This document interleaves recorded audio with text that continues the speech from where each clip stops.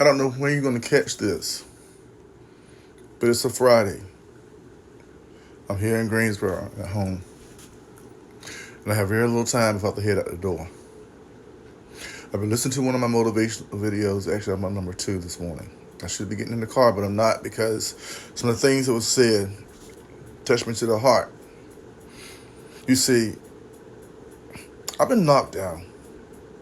I'm in a place now where I could have made better choices, better decisions, and I ended up here.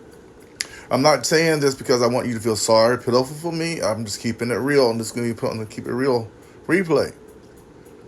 Those people that I listen to, their stories, those people who are very successful today in this world, in this society, they were down.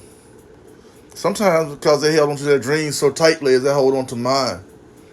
If you look at my profile, you see a link to all sorts of things.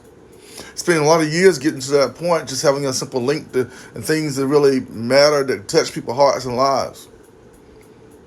Sometimes I invested my last, and I've talked about that before. Someone will say, well, Alfred, why don't you just hustle hard to get more jobs? Yes, I've done all of that. I will continue to do all that.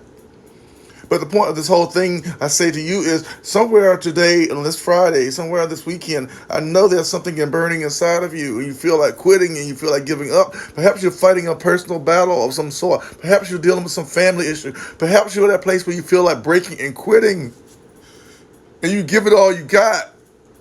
You say, Lord, why me? But there's a saying, Lord, why me? Say, Lord, try me.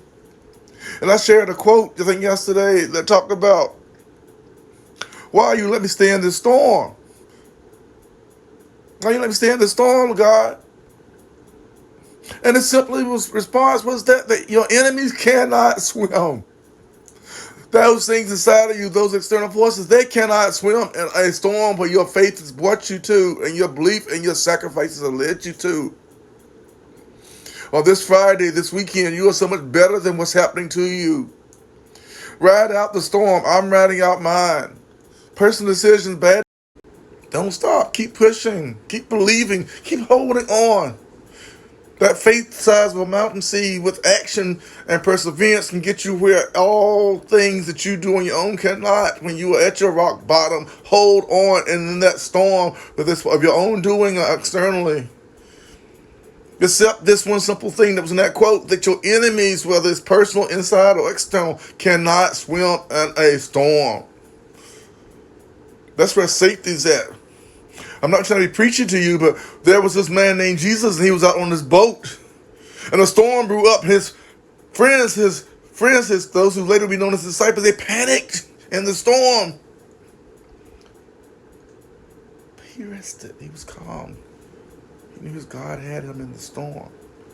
He simply rose up and spoke, peace be still, and the storm abated. It stopped, according to the story. When you stand up and you speak up in your faith and you walk it out and you work diligently each and every day and do the best you can, be proactive and embrace the process, good things will happen.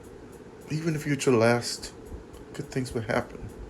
For the same God that allowed you to go into the storm, he doesn't look at whether it's your fault or something else. He simply looks at where your heart is at, your mind is at.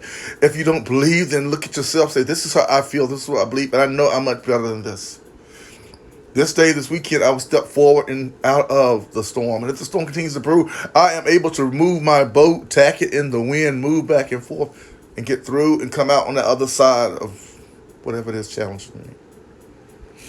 Have a blessed day, y'all. Thank you for catching this live in replay.